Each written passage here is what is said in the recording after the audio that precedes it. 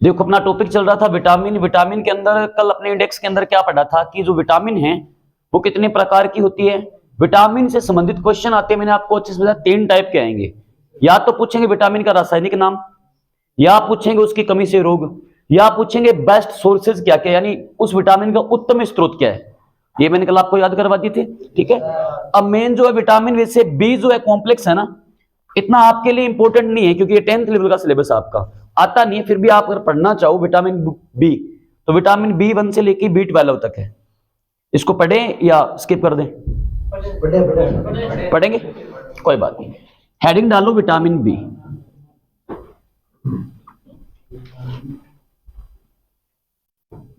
Vitamin B. अब रही बात विटामिन बी की, अगर बात करी तो सबसे पहली चीज अगर अपने देखें कि विटामिन बी का उत्तम स्रोत क्या है। सूखा अनाज बोलोगे, बार बार रिपीट कर रहा हूं, कोई ऐसे मत बोलना कि सूखा अनाज के अंदर आप गेहूं भी ऐड कर लो, मैंने बताया था। और परिसंचरण में पता नहीं किसने कॉल की थी कि सर खुला रक्त परिसंचरण बंद में रक्त वाहिनी नहीं, मैंने बताया था रक्त वाहिनियां बहुत प्रकार की होती है। आपके लेवल का जो सिलेबस था ना, इसलिए मैंने बताया था खुला रक्त परिसंचरण ये नहीं है कि रक्त वाहिनियां की बात करोगे ना, पहले होती है एक होती धमनी, एक होती शिरा, उसके नीचे भी कुछ आइटम होता है। सबसे बड़ी धमनी कौन है? महाधमनी है। उसके नीचे धमनियां हैं, उसके नीचे धमनिकाएं हैं, फिर केशिकाएं हैं, बहुत आती है। तो इतना गहराई से आप कोई पेचनी नहीं कर रहे कि सर आपने ऐसे बोल दिया कि खुले रक्त वाहिनी नहीं होती। तो मैंने बात किसकी केशिकाओं की थी, फिर वापस रिपीट कर देता हूं, खुले रक्त परिसंचरण के अंदर केशिकाएं नहीं होती, वो भी रक्त वाहिनियां हैं। धमनी शिरा तो होती है, इसके अलावा एक नाम और आता है केशिका, ये नहीं होता, ठीक है। तो इतना गहराई से आपसे पूछेंगे नहीं, इसलिए मैंने बताया नहीं, क्योंकि आप कोई पीएचडी तो करने वाले हो नहीं, है ना। आपको ऑब्जेक्टिव निकालने, इसलिए मैंने गहराई से पढ़ाया नहीं। उस हिसाब से पढ़ोगे ना तो साइंस चलेगी आपके 1 साल, हो नहीं पाएगा। तो वापस रिपीट कर रहा हूं, आपको उतना ही पढ़ना है जितना आपके एग्जाम में आता है। बाकी एक्स्ट्रा अगर किसी को पूछना है तो कोई दिक्कत नहीं है, आप आराम से मेरे पे कॉल कर लो, व्हाट्सएप मैसेज कर दो, आराम से पूछ लो, कोई दिक्कत नहीं है। बाकी इतना गहराई से आपके आएगा नहीं, ठीक है। उत्तम स्रोत क्या है? उत्तम स्रोत सूखा अनाज होगा, पर वो भी कौन से कुल का होगा? लेग्यूमिनेसी कुल, इसमें। और 2 नंबर अगर चीज, पहली बात इतना गहराई से पूछेंगे नहीं, फिर भी बता देता हूं अगर आप पढ़ना चाहते हो तो। खोज करता विटामिन ए की जिसने खोज की थी उसी ने ही विटामिन बी की खोज की है। ए की खोज किसने की? Very good. तो बी की भी खोज किसने की थी? मैकुलन ऐसा वैज्ञानिक था जिसने ए और बी दोनों खोजी थी। बाकी अलग है, सी का अलग है, डी का अलग है, ए का अलग है, के का अलग है। विटामिन जो ए का खोज करता है वही कौन है? विटामिन बी का खोज करता है। अब लेग्यूमिनेसी कुल के अंदर क्या आएगा तो आप कोष्टक में लिख सकते हो सूखा अनाज, पर यह भी ध्यान रखना गेहूं को छोड़कर। गेहूं आता है ग्रैमिनी के अंदर, पोएसी में रखा जाता है इसको, क्योंकि प्रोटीन पे डिपेंड करता है। चावल में अलग प्रोटीन है, गेहूं में अलग प्रोटीन है, दालों में अलग प्रोटीन है, सोयाबीन में बहुत ज्यादा प्रोटीन है। तो हाँ ठीक है, तो अलग अलग बांटा जाता है। इतनी बात समझ में आ गई? ये उतार लो, इसको अपने क्या करते हैं, रफ करते हैं। और अच्छा एक चीज और, पेपर में आपसे पूछ लेते हैं किस विटामिन को कॉम्प्लेक्स विटामिन कहते हैं, या फिर बोल दो आप संगठित विटामिन। कॉम्प्लेक्स विटामिन या संगठित विटामिन कहते हैं विटामिन बी को, ठीक है। हाँ B12 कॉम्प्लेक्स कहते हैं, पर कॉम्प्लेक्स का मतलब जानते हो कॉम्प्लेक्स क्या होता है? जैसे आप कहीं पर जहां पर रह रहे हो, मान लो आपने एक रूम रेंट पे ले रखा है या फ्लैट ले रखा है, वहां पे 30-40 फ्लैट बने हुए, जैसे सूरतगढ़ में कहते हैं कहां रह रहे हो, कि मोदी कॉम्प्लेक्स में रह रहे हैं। भग्गू वाले को एक पास क्या है, मोदी कॉम्प्लेक्स है। अब मोदी कॉम्प्लेक्स क्यों बोलते हैं? क्योंकि मोदी तो बंदे का नाम है। कॉम्प्लेक्स का मतलब ये हुआ संगठन, वहां पर कम से कम 30 फ्लैट बने हुए हैं, ground floor, first floor, second floor. तो एक कॉम्प्लेक्स एक संगठन है, किसका? लोग रह रहे हैं अलग अलग प्रकार के वहां पे, तो संगठन है। जहां पर संगठन नाम आ जाए उसको कहते हैं कॉम्प्लेक्स। यहां पर अभी रूम है खाली, यहां पर मान लो कि 30 या 40 फ्लैट बन जाएं, तो इस बिल्डिंग का नाम बनेगा कॉम्प्लेक्स। वो अपने नाम से रख देगा कुछ भी। कॉम्प्लेक्स का मतलब संगठन। पेपर में पूछ लेंगे किस विटामिन को कॉम्प्लेक्स विटामिन कहते हैं? बी को कहते हैं। क्यों? क्योंकि विटामिन बी पूरा का पूरा कॉम्प्लेक्स है। विटामिन बी के पास विटामिन के भंडार है।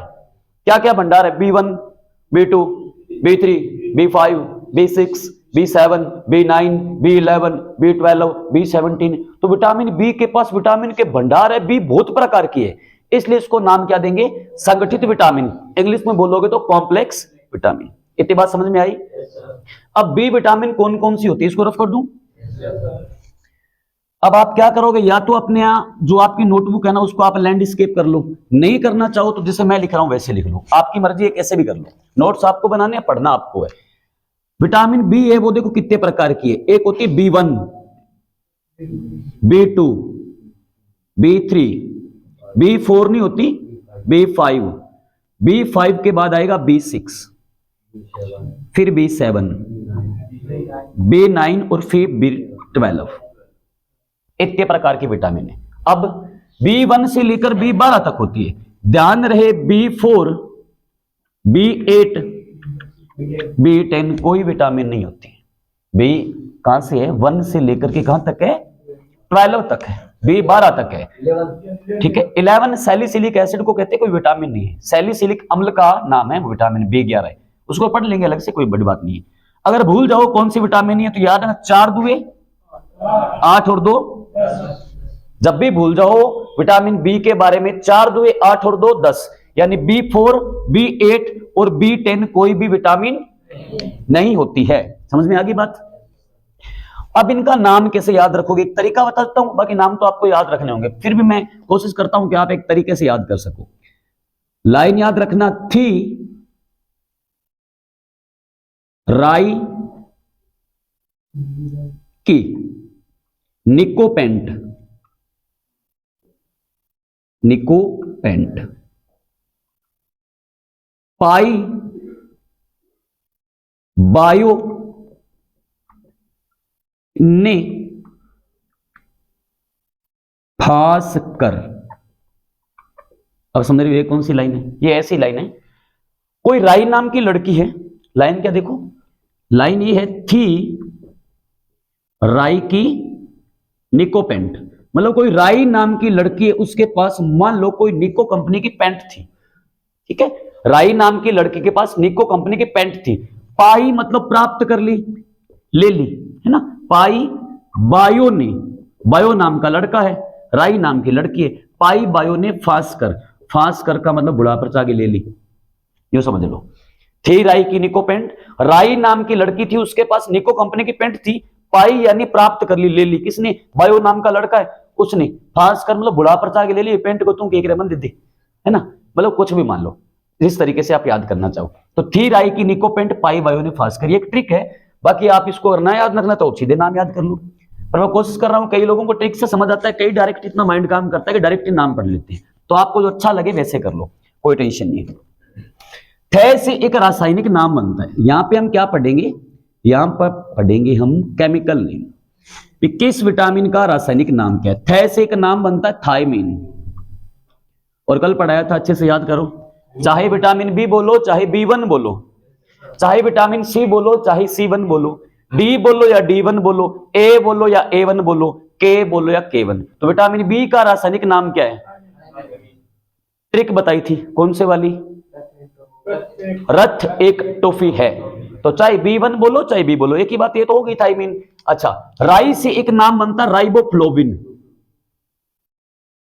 राइबोफ्लोविन, एग्जाम में आया वो क्वेश्चन है, पिछली बार पूछा गया था, राइबोफ्लोविन। थायमीन का कोड थायमीन वो कोड वो चीज नहीं है, वो नाइट्रोजन क्षार है, और ये विटामिन बी भी है, सही बात है, इसमें कोई बड़ी बात नहीं है। वो क्या था, ये था थायाजीसी, thymine, adenine, guanine, cytosine, uracil, ये नाइट्रोजन क्षार होते हैं जो डीएनए के अंदर पाए जाते हैं, ठीक है। इसको अपने जेनेटिक्स में पढ़ेंगे, जेनेटिक्स में अपने आएगा ना, जीन, गुणसूत्र, आरएनए, डीएनए, ठीक है, संतति कैसे पैदा होती है वहां पढ़ेंगे, हाँ अलग है, ठीक है। पर ये एक नाइट्रोजन क्षार है, नाइट्रोजन क्षार है, थायमीन भी है, ठीक है, ये मैंने आपको पढ़ाया भी था पीछे वाली क्लास में, है ना।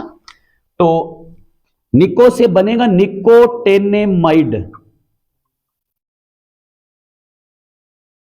निकोटेने, पर ध्यान रहे इसी का दूसरा नाम नियासिन भी, कई बुक्स में नियासिन लिखा हो, तुम लोग सोचते हो कि अच्छा विटामिन B3 का नाम नियासिन है कि निको, एक ही बात है, निकोटेनेमाइड नियासिन। जैसे पूछते हैं चिंटी के डंक में कौन सा अम्ल पाया जाता है, फॉर्मिक अम्ल, है ना, फॉर्मिक अम्ल नहीं आता है, कई किताबों में लिखा मेथेनोइक अम्ल। अब तुम लोग सोचते हो मेथेनोइक से ये कि फॉर्मिक, एक ही है, क्या होता है HCHO, इसी को मेथेनोइक अम्ल कहते हैं, इसी को फॉर्मिक कहते हैं। क्यों, चिंटी भी दो प्रकार की है, एक काली होती है, एक लाल वाली होती है, भूरती कीड़ी, है ना, वो जब काट जाती है ना आपको, वो डंक लगता है जब, तो क्या धापड़ हो जाए नहीं, है ना, फपोले बन जाते हैं। तो लाल वाली चींटी का साइंटिफिक नेम है फॉर्मिका, इसलिए कहा जाता है फॉर्मिक अम्ल। तो कई पूछते सर मेथेनोइक अम्ल सही है कि फॉर्मिक, एक ही बात है, अम्ल का नाम तो यही है मेथेनोइक अम्ल, पर उसका नाम फॉर्मिका है। जैसे हमारा नाम क्या है होमो सिम्प्लिस, चावल का क्या है ओराइजस टाइवा, ठीक है, और आम का क्या है मैजीफेरा इंडिका, ऐसे इसका नाम है। तो वैसे भी निकोटेनेमाइड या नियासिन एक ही चीज है, ठीक है। पेंट से बनेगा पेंटेनेमाइड,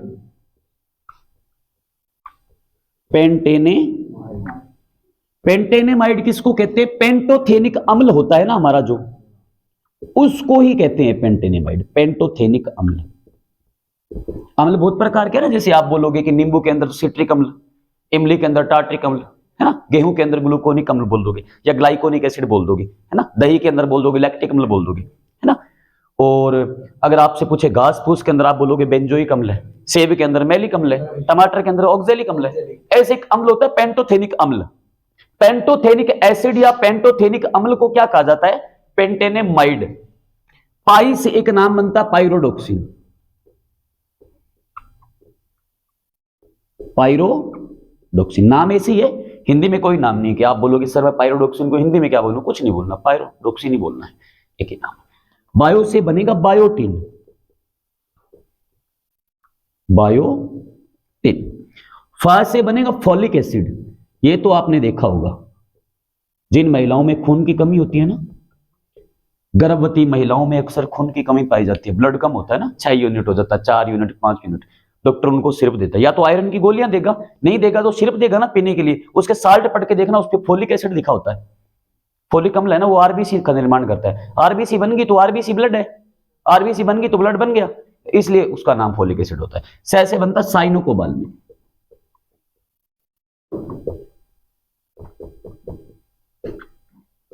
ये तो इनके नाम, भूल जाओ। ये क्वेश्चन आया हुआ महिला सुपरवाइजर के अंदर पिछली बार, किस विटामिन में कोबाल्ट धातु पाई जाती है, इसमें होती B12, भूल जाओ। देखो साइनोकोबाल्मिन, सायंकाल कब होता है, 12 बजे के पहले होगा कि 12 बजे के बाद, कहते हो ना इसकी तो 12 बज गई, 12 बज गई तो 12 कब बजेगा, दोपहर के बाद ही, जब सायंकाल हो जाएगा तभी 12 बजेंगे, तो सायंकाल यानी 12 बज गई, इसलिए इसका नाम देखो साय, तो B12 याद रखना। अब क्या, ये तो नाम है इनके, अब इनकी कमी से रोग भी है, ठीक है।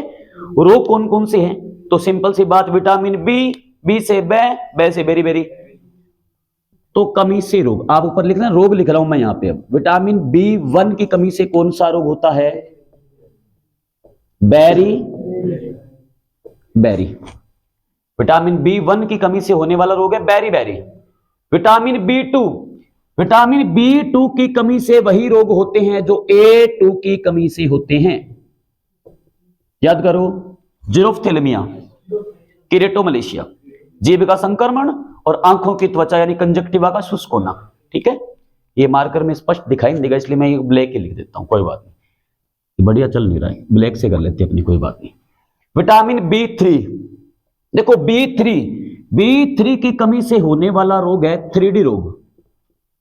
कौन सा रोग है, 3D का मतलब वो नहीं 3 डायमेंशनल, 3D का मतलब 3D, डी हो गया 3D, तो 3D के रोग होंगे यहां से। ये पहले D से बनेगा डायरिया, और दूसरे D से बनेगा डर्मेनिया, तीसरे D से बनेगा डर्मेटाइटिस, रोग है। डायरिया क्या होता है, पुराने वाले रवि,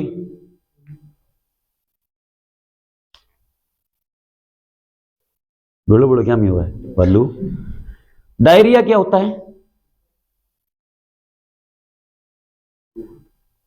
बागड़ी में कहावत है, सारी रात रोई और मरियो पड़ोस संग, तो क्या खाते रोई भाई, तेरे लो जिम तो ही आज भाई, तुम लोग काम कर रहे हो, 4 बार करवा दिया मैंने टॉपिक, तुम लोग पुराने वाले जो बैठे, नाम नहीं लूंगा, सबको पता है। डायरिया होता है अतिसार, दस्त लगे, दस्त बागड़ी में बोलूं तो गर्मियों हो जाता है या सर्दी में हो सकता है, कोई बात नहीं, भोजन अपचित होता है ना, तल रूप में बाहर निष्कासन हो जाता है, अतिसार बोल दो, दस्त बोल दो।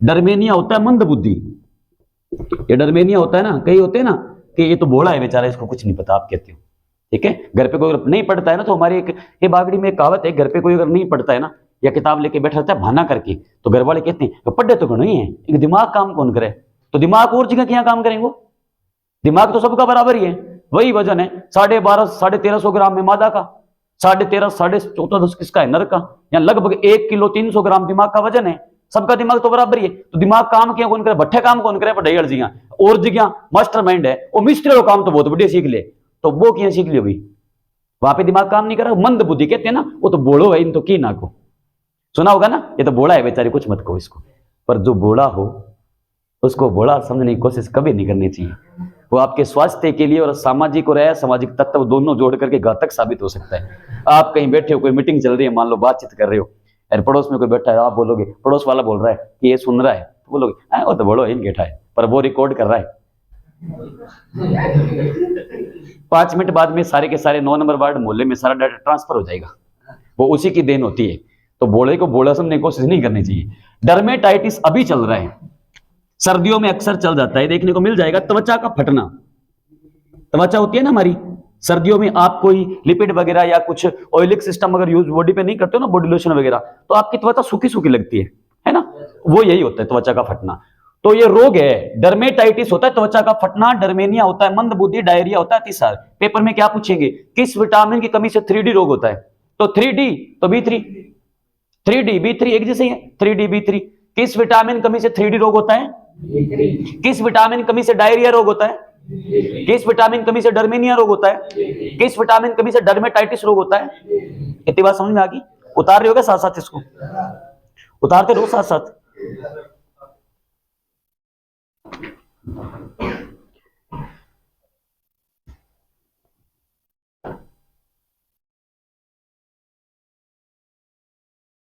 चलो बता रहे हो, फिर टाइम लगेगा, कोई ना, अपने 2 मिनट और देख लो फिर आप। देखो विटामिन B5 का रासायनिक नाम क्या है, पेंटेनामाइड, इसकी कमी से रोग होता है प्लेग्रा, एक रोग होता है प्लेग, एक होता है प्लेग्रा, मिक्स मत करना, दोनों में बहुत बड़ा फर्क है। प्लेग रोग है ना, वो 1986-85 के आसपास महामारी के रूप में फैला था, एक अभियान, जैसे कोरोना आया था ना, ऐसे प्लेग फैला था, है ना, 2000 से पहले, तो चूहे मारने का अभियान चलाया था सरकार ने। प्लेग्रा रोग अलग है, प्लेग क्या है, प्लेग फैलता है चूहों से, चूहों के बालों में एक पिस्सू पाया जाता है, देखो डिफरेंस देख लो, मैंने क्या लिखा है यहाँ पे, प्लेग, और ये क्या लिखा है, प्लेग्रा, ये विटामिन का रोग है, ये बैक्टीरिया का रोग है। प्लेग रोग फैलता है चूहों से, चूहों के बालों में एक पिस्सू पाया जाता है जिनोप्सेला, वो पिस्सू जब आपको काटेगा तो उसकी लार से एक जीवाणु निकलता है पास्चुरेला पेस्टिज, वो जीवाणु क्या करेगा, आपकी त्वचा पर घाव फैलाएगा, पूरा शरीर गलेगा, और गलकर के आदमी मरेगा। अब गलकर मरना आसान मौत है क्या, बहुत भयंकर मौत है, इसलिए प्लेग को कहते काली मौत। किस रोग को काली मौत कहा जाता है, ये जीवाणु का रोग है। प्लेग्रा क्या होता है, ये होता है एडियो का फटना, ये अलग है। ये इस रोग से मैं इलाज कराओ तो, एडियों का फटना सर्दियों में देखने को मिल जाता है अक्सर, एड़ियां फटी होती है ना, दरारें पड़ जाती है, वो होता है प्लेग्रा। तो ध्यान रखना, प्लेग जीवाणु का रोग है और प्लेग्रा विटामिन का रोग है। कैसे, विटामिन B5, आप कार्बन में पढ़े होंगे, कार्बन 1 मैथ, 2 पे एथ, 3 पे प्रोप, 4 पे ब्यूट, 5 पे पेंट, तो B5 C5, 5 पे पैसे पेंट, पेंट से पेंटेनेमाइड, रोग भी पैसे पे लगेगा, याद रहेगा आसानी से। और विटामिन B6 की कमी से रोग होता है एनीमिया, ये रोग मिल जाता है लड़कियों के अंदर आसानी से देखने को, गर्भवती महिलाओं मिल जाता है, पुरुष में बहुत कम आता है। एनीमिया का मतलब होता है खून की कमी, तो हिंदी में कहते हैं रक्त अल्पता। जैसे आप में ब्लड कितना है, मान लो 5 यूनिट है, 6 यूनिट है, 7 यूनिट है, 8 यूनिट है, ये खून की कमी है। 10 यूनिट से ऊपर होता है ना, तो कहते हैं कि ठीक है, नॉर्मल है, कोई दिक्कत नहीं। और गर्भवती महिलाओं में 8 यूनिट, 7 यूनिट, 6 यूनिट, 9 यूनिट, ये रक्त की कमी है। रक्त की कमी का मतलब होता है एनीमिया, ठीक है। और विटामिन जो B7 है, वो क्या काम करती है, वो बॉडी में प्रोटीन संश्लेषण, प्रोटीन ऑब्जर्वेशन का काम है इसका। हमारी बॉडी को प्रोटीन चाहिए ना, प्रोटीन किससे बनते हैं? अमीनो एसिड से। और बताया था 20 प्रकार के होते हैं, तो 10 प्रकार की प्रोटीन हमारी बॉडी में खुद बनती है। 10 प्रकार की प्रोटीन अपने को भोजन से मिल जाती है ना। तो हमारी बॉडी में तो 10 प्रकार की प्रोटीन खुद बन रही है। कौन बना रहा है? RNA, ribo nucleic acid. नाम पढ़े होंगे, डीएनए, आरएनए, जीन, गुणसूत्र। जीन का काम क्या है? आनुवांशिक लक्षणों का नियंत्रण करना। डीएनए का काम क्या है? माता पिता के लक्षण संतान में लेकर जाना। जो आपके माता पिता का डीएनए वो आपके अंदर आएगा, आपका डीएनए आपकी संतान में जाएगा अगर आपका विवाह हुआ तो। ठीक है, तो वो क्या है? डीएनए का काम है। आरएनए का काम क्या है? आरएनए का काम है प्रोटीन संश्लेषण करना। बॉडी में प्रोटीन सिंथेसिस की प्रोसेस होगी ना, सेंट्रल डोग्मा, वो इसका काम है। पेपर में पूछते हैं कि कौन सी विटामिन प्रोटीन संश्लेषण में सहायता करती है? जीवित हो गए मतलब बोलियो फिर। B7 और है सेम। फॉलिक एसिड है वो आरबीसी निर्माण में सहायक है, बॉडी में आरबीसी बनाती है।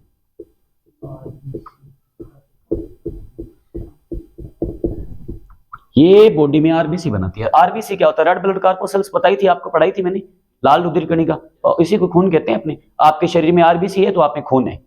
आरबीसी कमी तो खून की कमी। विटामिन B12 ये है भयंकर खून की कमी, घातक खून की कमी। इसको कहते हैं पर्नीशियस एनीमिया। पर्नीशियस एनीमिया वो है खून ना होने वाली स्थिति। किसी महिला में 4 unit, 5 unit, 6 unit, 7 unit, 8 unit blood है, उस कंडीशन में डॉक्टर कहता है खून की कमी है, डिलीवरी हो भी जाती है। अब कई बार ऐसी कंडीशन आती है, इतनी भयंकर खून की कमी आएगी, इतनी घातक खून की कमी आएगी कि या तो पैदा होने वाला बच्चा मर जाएगा, देखे होंगे ऐसी कंडीशन, या महिला खुद भी मर सकती है, या दोनों के दोनों शमशान भूमि की तरफ गतिशील हो सकते हैं। कोई बड़ी बात नहीं है। तो 3 यूनिट, 2 यूनिट अगर बॉडी में खून हो, उस कंडीशन में डिलीवरी नहीं हो पाती। ब्लड अगर आप डोनेट भी करोगे तो भी नहीं, मर जाती है महिला, या बच्चा मर जाएगा। तो एनीमिया तो खून की कमी है, 6 unit, 7 unit, 5 unit. Pernicious anaemia भयंकर खून की कमी है, घातक खून की कमी है। यूं समझ लो कि इतनी खून की कमी है कि बाद लुगाई मर सी, बच्चा को नहीं, कोई चांस नहीं उसके। 2 यूनिट, 3 यूनिट। तो एनीमिया नाम 3 आते हैं बायोलॉजी के अंदर। एनीमिया एक, पर्नीशियस एनीमिया, एक और आता है सिकल सेल एनीमिया। एनीमिया खून की कमी, पर्नीशियस एनीमिया भयंकर खून की कमी। तो मैंने क्या लिखा है? अरक्तता, खून ना होने वाली कंडीशन है ये। और सिकल सेल एनीमिया होता है अनुवांशिक रोग, इसमें आरबीसी वो हंसिया आकार की हो जाती है, वो अलग है, अपने पैथोलॉजी में पढ़ेंगे। इतनी बात समझ में आई? अब 2 चीजें और ध्यान रखना। Vitamin B2